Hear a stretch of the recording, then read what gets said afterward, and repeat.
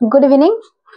আজি মই তোমালোকৰ বাবে লৈ আনিছো এটা নতুন ভিডিও আৰু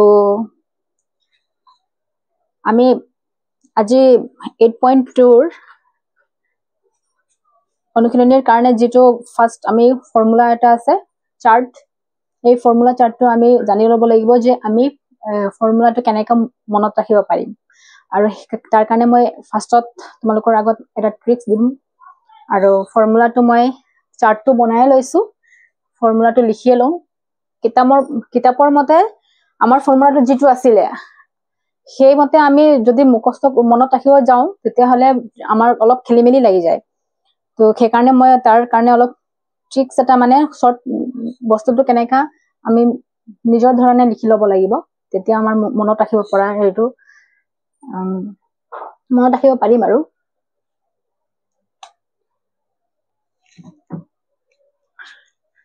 এতিয়া সোৱা তোমালোকে চাৰ্টটো মই গুটেখিনি লিখি লৈছো এতিয়া আমি মিলি থকাকে লিখিছো যেহেতু সাইনৰ বিপৰীত বিলা গুটেখিনি cos আৰু tanৰ বিপৰীতখিনি cot আৰু cosecৰ বিপৰীতখিনি sec মানে সাইনৰ লগত cos টো মিলে tanৰ লগত cot টো মিলে cosecৰ লগত sec টো মিলে আমি জানে এটো মনত ৰাখিব লাগিব যে এই বস্তুটো খালি মনত ৰাখিব লাগিব যে সাইনৰ উল্টা cos cosৰ উল্টা tan tanৰ উল্টা cot cosecৰ উল্টা sec তাৰ পিছত আমি আহো আমাৰ প্ৰথমতে থাকে 0 ডিগ্ৰী সৰুৰ পৰা ডাঙৰ 0 degree 30 degree 45 degree 60 degree 90 degree তাৰ পিছত আমি আহো যেহেতু মই কৈছিলো যে এই দুটা মিলে এটা কেনেকা মিলে sin 0 ডিগ্ৰী যেটো হয় 0 cosec 90 ডিগ্ৰী 0 হয় মানে ইয়াৰ ফাৰ্স্ট টু আৰু সাইনৰ ফাৰ্স্ট আৰু cosৰ শেষৰটো 90 ডিগ্ৰী শেষত 90 ডিগ্ৰী আছে এতিয়া সাইনৰ যদি 30 ডিগ্ৰী টু হাফ হয় cosৰ 60 ডিগ্ৰী টু হাফ হয় সাইনৰ 60 ডিগ্ৰী যদি √3/2 হয় cosৰ 30 ডিগ্ৰী √3/2 হয় মানে আমাৰ ইয়াৰ লগত এইটো মিলে ইয়াৰ লগত এইটো মিলে আৰু 45 ডিগ্ৰী টু সমান হয় আমাৰ তেনেকা মনত ৰাখিব লাগিব ফাৰ্স্ট যেহেতু 0 ডিগ্ৰী আৰু 90 ডিগ্ৰী টু মনত ৰাখিলে হল এটো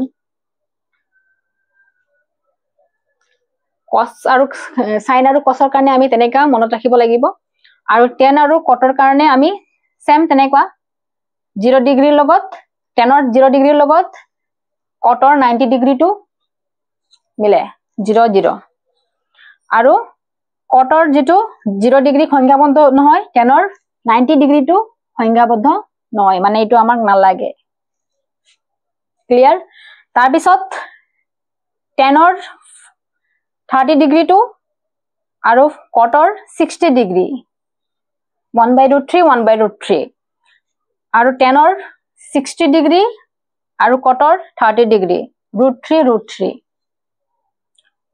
tan আৰু cot 45 degree to 1 1 clear cosec আৰু sec এতিয়া cosecৰ সেম 0 ডিগ্ৰী টু সংজ্ঞাবদ্ধ নহয় ইয়াৰ sec 90 ডিগ্ৰী টু সংজ্ঞাবদ্ধ নহয় মানে এইটো আমাক নালাগে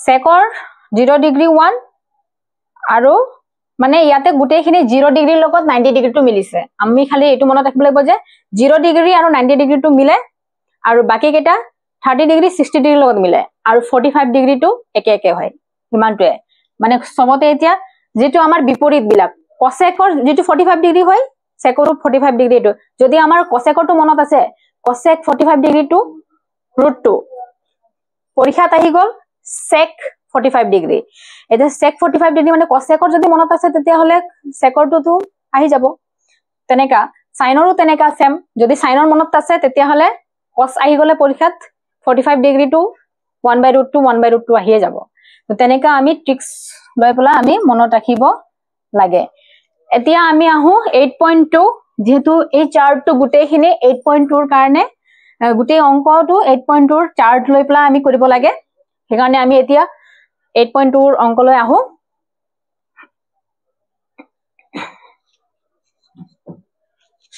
এতিয়া চোৱা 8.2 এক নম্বৰৰ কুৱেশ্যনটো লৈ আহো আমি। এক নম্বৰৰ কুৱেশ্যনত কি দিছে, তলত দিয়া বিলাকৰ মান উলিওৱা। এতিয়া আমি মান উলিওৱা বুলি কৈছে। এতিয়া চোৱা মই কি কৈছিলো 8.2 গোটেইখিনি সূত্ৰ গোটেইখিনি অংক আমি এই চাৰ্ট লৈ পেলাই কৰিম। আমি যেহেতু আমাক এই কুৱেশ্যন নম্বৰ 1ত আমাৰ sin 60 ডিগ্ৰী cos 30 ডিগ্ৰী ইয়াৰ লগত এইটো পূৰণ হৈ আছে। এতিয়া sin 60 degree into cos 30 degree plus sin 30 degree into cos 60 degree. আমি ইয়াৰ মানবিলাক পাতিলেহে অংকটো আমাৰ ওলাব। এতিয়া মানবিলাক কৰ পৰা পাম আমি? চাৰ্টটো মই ইয়াৰ আগতে যেটো চাৰ্টটো দেখাই দিছিলো, মই তথাপিও যেহেতু এই অংকটোত আমাৰ sin 60 ডিগ্ৰী cos 30 ডিগ্ৰী মানে ইয়াতো sin cos আছে, মানে আমাৰ sin আৰু cos টো ললে হৈ গল। সেইকাৰণে মই sin আৰু cos ৰ ফৰ্মুলাটোৱে বহাই দিছো, যেহেতু sin ৰ লগত গোটেইখিনি cos ৰ বিপৰীত হয়। সেইকাৰণে মই দুটা সূত্ৰই লৈছো এক নম্বৰৰ অংকৰ কাৰণে। এতিয়া আহো অংকলৈ sin 60 ডিগ্ৰী। sin 60 ডিগ্ৰীটো কি আছে ইয়াতে √3/2 sin 60 ডিগ্ৰী √3/2 পূৰণ cos 30 ডিগ্ৰী। cos 30 ডিগ্ৰীটো কি হ'ব?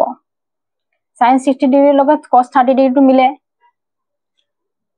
√3/2 হ'ব plus sin 30 degree half into cos 60 degree. sin 30 ডিগ্ৰীৰ লগত cos 60 ডিগ্ৰীটো মিলে, এনেকা মিলাটো দি দিলে তো আমাৰ কাৰণে ইজি হ'ব। এতিয়া 2 × 4 √3 √9 প্লাস 2 × 4 1 গুণে উপরে উপরে আর তলে তলে আমি পূরণ কৰি দিছো। এইবিলাক তো জানাই তোমালোকে, মই এখানে কৰি দিছো। 9 ৰ বৰ্গমূল 3 ওলাই আহিব প্লাস 1/4। এতিয়া আমি ইয়াতে কৰি দিও 4 আৰু 4 লসাগু 4 হ'ব। যেহেতু ইয়াতো এটা ট্ৰিক্স আছে, আমি লসাগু উলিওৱাত যদি লসাগু উলিওৱাত আমাৰ তলৰটো যদি একে একে হৈ যায়, তেতিয়া আমি যি তলৰটো একে একে থাকিলে মানে কি 4 ভিতৰত 4 এটা আহিব আৰু ওপৰটো যি আছে এইটোৱে 3 + 1 এইটো ভাবিব লগিয়া নাই। আৰু তাৰ পিছত 3 × 1 = 4 তলতো 4 আছে, 4 ৰে 4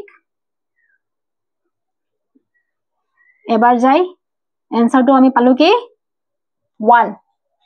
আমাক মান উলিওৱা বুলি কৈছিলে, আমি ফৰ্মুলাটো পাতি দিয়াত আমাৰ মানটো ওলালে 1। এতিয়া 1 নম্বৰৰ অংকটো আমাৰ ইমানে। আৰু তেনেকৈ আমি ফৰ্মুলাটো মেইন আমাৰ অংকটোতো আমি কৰিব জানো, এইবিলাক গোটেইখিনি আমি প্লাস মাইনাস গোটেইখিনি কৰিব পাৰো, কিন্তু আমাৰ ফৰ্মুলাটো আমাৰ মেইন। ফৰ্মুলাটো যদি মনত থাকে তেতিয়া হলে আমি অংকটো কৰিব পাৰো। এটা ফৰ্মুলাৰ ইজি ট্ৰিক্সটো দেখাই দিলো আৰু লগতে অংকটো কৰাই দিলো। আৰু তেনেকৈ মনত ৰাখিবা, যেহেতু এইবিলাক গোটেইখিনি এমসিকিউত পৰিব পাৰে। যেহেতু আমাৰ এমসিকিউ কৈ দিছে 45 মাৰ্কছৰ আহিব, আৰু সেইকাৰণে আমি এমসিকিউ বিলাকৰ ওপৰত বেছি গুৰুত্ব দিব লাগিব। আৰু এমসিকিউ বিলাক গুৰুত্ব দিব লাগিব মানে আমাৰ হাতটো স্পীড হ'ব লাগিব। হাতটো স্পীড কৰিবৰ কাৰণে আমি ফৰ্মুলা বিলাক স্পীড আহিব লাগিব মনত, আৰু স্পীড কৰিবৰ কাৰণে আমাৰ ট্ৰিক্স বিলাক জানিব লাগিব। আৰু সেই ট্ৰিক্স মতে মই অংককেইটা কৰাই গৈ থাকিম। আৰু ইমানে আৰু আজিৰ 1 নম্বৰটো মই কৰালো। নেক্সটটো আমি নেক্সট ক্লাছত বুজাই দিম। ঠিক আছে, থেংক ইউ।